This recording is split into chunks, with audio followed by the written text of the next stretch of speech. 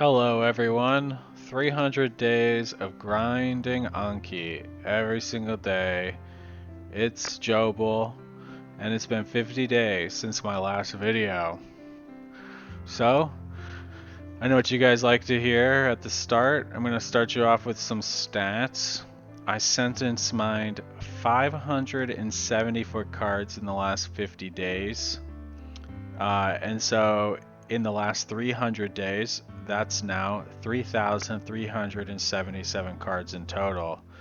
I'm averaging around 11 cards a day in the last 50 days, and now my average every day is my total average. And that's what I call consistency, right?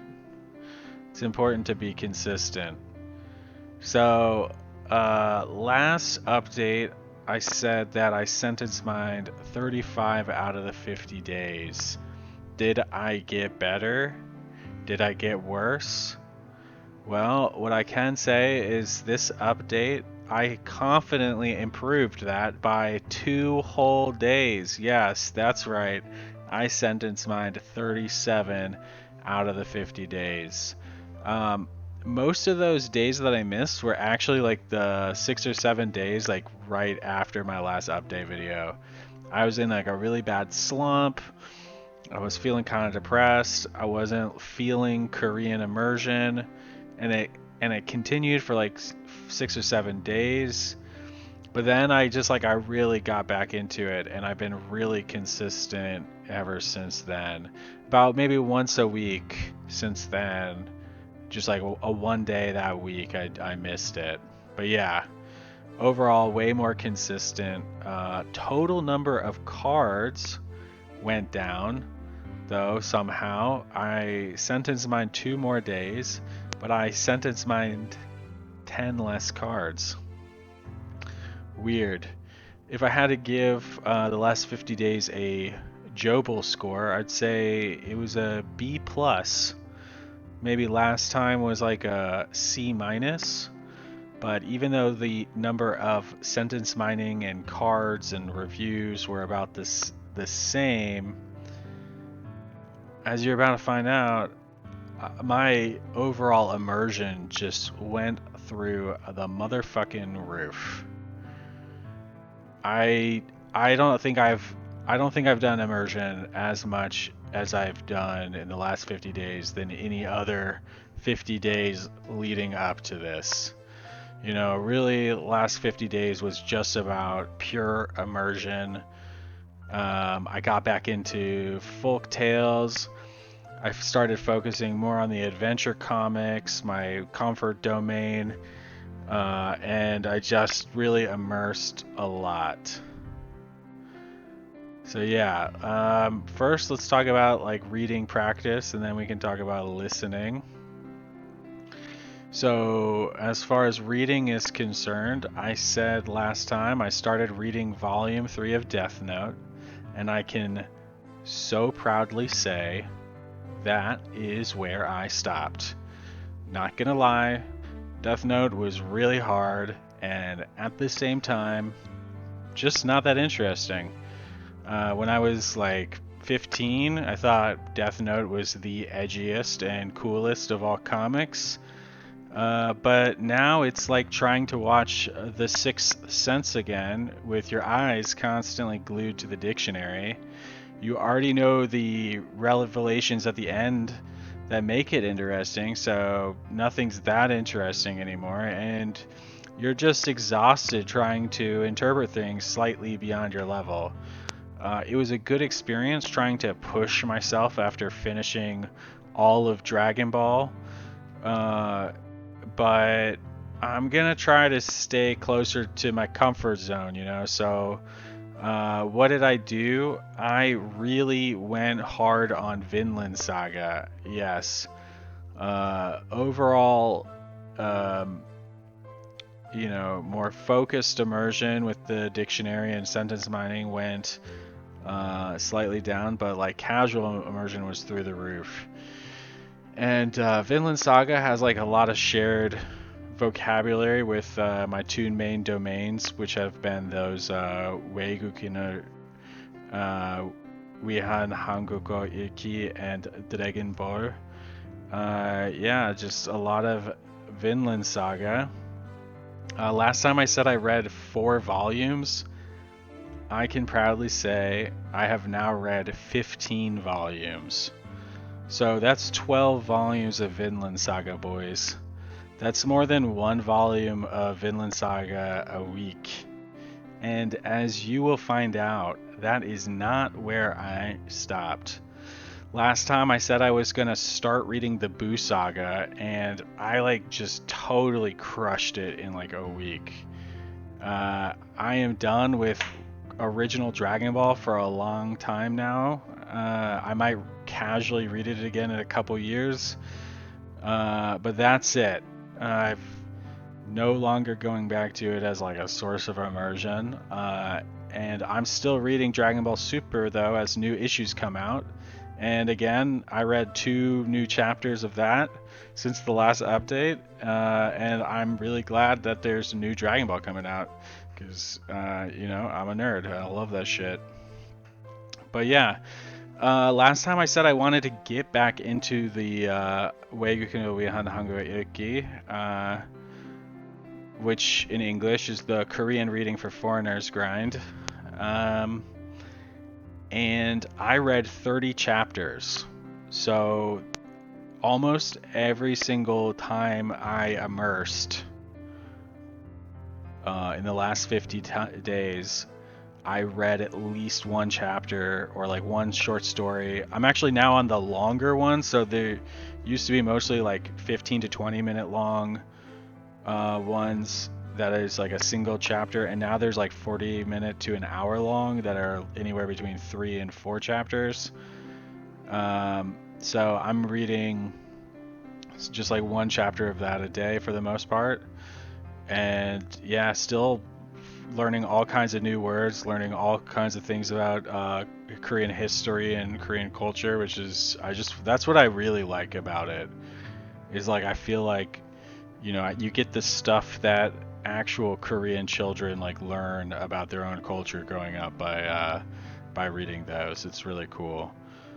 But yeah, it's been like and it's also like kind of just like a triple threat. It's great reading practice, it's great for sentence mining, and it's listening practice too. As I said, a triple threat. I cannot recommend Weiguna Wihan Hangu Iki enough. It's free on Naver audio clips. You don't even need an account. I'll put a link in the description. I'll probably put a link in all of my descriptions of all my videos because anybody that reads my stuff or listens to my stuff should definitely check it out. Before I keep going into other listening or reading updates, I read a couple more volumes of Hunter x Hunter. I only read like 2 more volumes, but after I just like destroyed some Vinland Saga, I was like, I should read some more Hunter x Hunter. I bought them, and I want to keep it alive, and it's just getting easier to read. Like everything I'm doing, like as long as I'm sticking to my domain, it's just getting so much easier to read. Hopefully before my 1-year update video, I'm caught up on Hunter x Hunter. Not that that's really saying much since like a new chapter comes out like once every 6 months because the author never writes any. It's even in his will when he dies that his wife has to finish it, who is also a famous manga author. His wife has to finish it for him if if he dies before it's over, which is pretty, maybe not funny, but it's interesting. Yeah, so yeah, what else? A lot more reading. Just putting in the casual hours, I think, is really making a big difference. Of course, I played some Dragon Quest, just another 8 hours or so. But I do the Dragon Quest like right before I make the videos, and it's like a really good way for me to gauge like how good, like how much improvement I've done, because and I just feel like every time I play Dragon Quest, it's like easier and more fun than the last time. Yeah, I'm absolutely loving Korean immersion. Oh, and before I get forget, the big one besides Vinland Saga has been One Piece. So I started reading One Piece again. Um, in English, I read up to the Wano arc, which is like basically volume 90. And so I started reading it casually in Korean again, starting with volume 91. And I'm currently close to the end of volume 95. My plan is to just like get caught up on One Piece because like what I'm reading online, Wano is absolutely insane, and it's really good so far. It's a little, it might be sound like cheating, but before each chapter, they use like a lot of really weird fake dialects in One Piece, so that can make it like really hard to understand. So I'm just reading the English synopsis before each chapter, so I can still enjoy it, but then like casually immerse as well. And now I'm actually like starting to get used to the weird, like pseudo Japanese, pseudo ancient Korean, dia made up dialects in One Piece, Wano arc. But yeah, that's not the only One Piece I'm reading. And I started reading it from the beginning, and I'm like halfway through volume 3, and I'm doing sentence mining while I'm reading it from the beginning. It's really different how, because One Piece has been out for like 30 years, it's really different how the translations vary from the same publisher for the original chapters compared to the more recent chapters in the last couple of years. But yeah, it's actually not that difficult. I would say that like sentence mining One Piece is similar to sentence mining Dragon Ball for me. Like it feels like just a natural evolution of like where you would go after reading Dragon Ball. And I'm doing like averaging like, and this is also part of like what is like cut deck in my words, because like reading Wagen Wian Hango Iki, like I only really find like 5 cards per chapter from that, and I only get like 5 to 10 cards from a chapter of One Piece. There's been a couple chapters that are like extra long and they have like a lot of backstory kind of stuff, and um, I get like 15 or 20 cards out of like a chapter or two, or I like read multiple chapters in a day, so I'll get like 15 or 20 cards. But for the most part, I'm like averaging like 4 to 6 cards a chapter from One Piece, or like 4 to 6 cards from Wihan Hango Iki. Say that 10 times fast, right? But yeah, but One Piece is great because it's like every island that Luffy and the crew goes to is like a totally different culture and like a totally different world, and there's like they use like different vocabulary, and they describe different things because like one town might be like have a lot of toy shops and there's something to do with toy shops, and another one might be like a winter land, so they talk about like snow and sleighs and castles, and then over here you have factories, and like there's just very different settings and different storylines that are constantly changing in One Piece. But then the writing style is really consistent, so it's really great for just like for my immersion. And it's very similar. I don't know how to say this, but it's very similar to Dragon Quest. It feels like the way that it's written. Um, yeah. So yeah, overall, I must have like doubled or tripled my reading for this update. So that's not too bad. Uh, Especially since like before I was super lazy and pretty pathetic in my last video. So I'm glad that I'm not so pathetic. Oh yeah, and I even read some Korean history book stuff for kids too, which is cool. Yeah, so that was reading. Let's talk about listening. I watched some YouTube again. After like totally cutting myself off from YouTube completely for a couple weeks, I was finding myself just like watching a lot of YouTube in English, not doing a lot of Korean immersion. I needed a cleanse. I don't use any social media at all besides YouTube.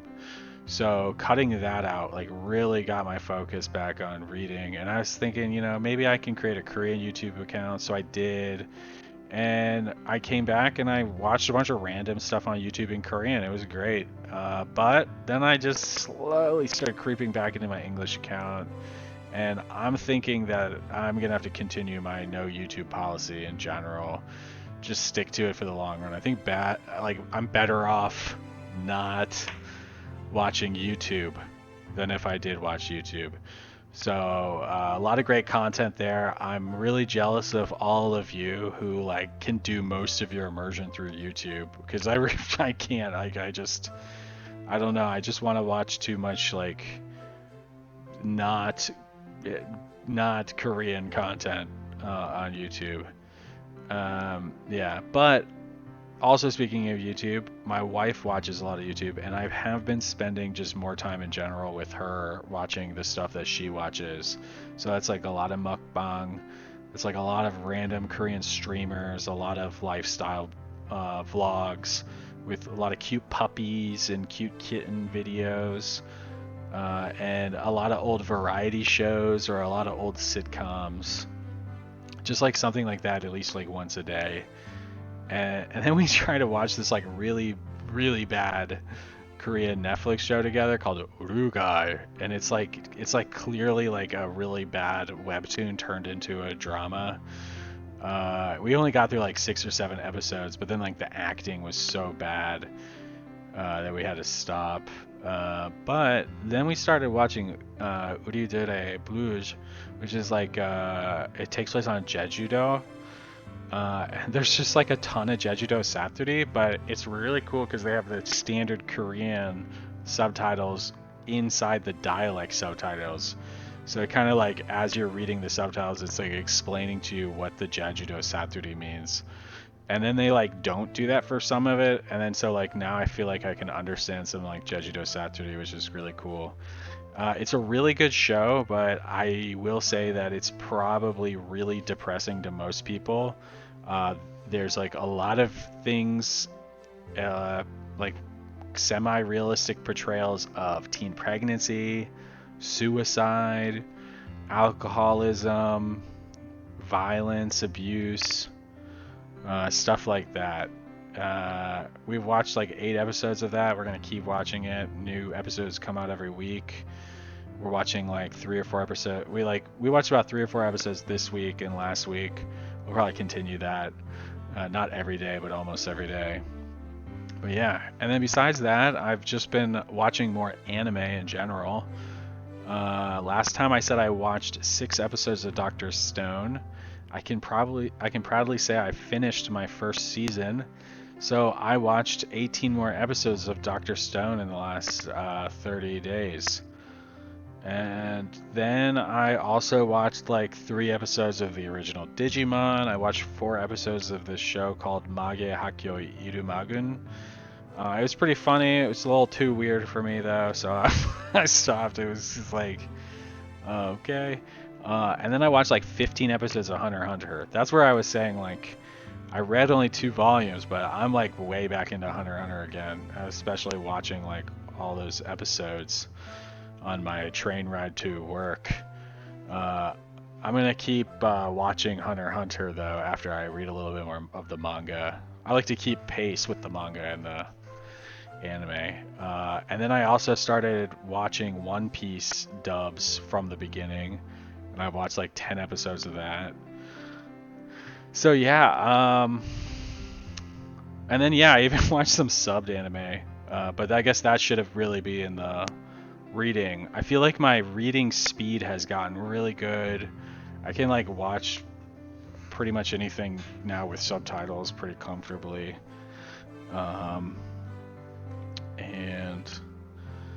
But yeah, so I guess if we want to talk about goals, like this is the last section of the video. It's already been about 20 minutes. I would say that I didn't reach the goals I set out for myself in the last video, but I think I reached the goals, my like real goals. I spent more time just discovering things I love in Korean, which is like really what learning a language is about. And yeah, I think it's arguably more important than hitting like some kind of artificial goal of like creating 7,000 cards or something like that. Um, if you don't include like the first 6 days of this update either, because that was really like I just had a really downward spiral, and like I bet you if you included the stats for the next 6 days, like I would have just destroyed my 700 cards goal. I probably would have, at least 700 cards. Um, but yeah, overall, I'm glad I just got out of that slump, and I'm glad I rediscovered what I love about learning languages. It's been 300 days, guys, since I started this journey. I've met so many awesome people in the community. Um, yeah, and here's to 300 more. My next video will likely be my 1 year update video instead of a 350 days. And until then, I just want to say thank you to everybody who listens to my videos, people that talk to me about Korean language learning on the Refold. Special shout out to Adamola and Not Satan for being the people that encourage me the most. Yeah, thanks everyone, and keep immersing. Bye.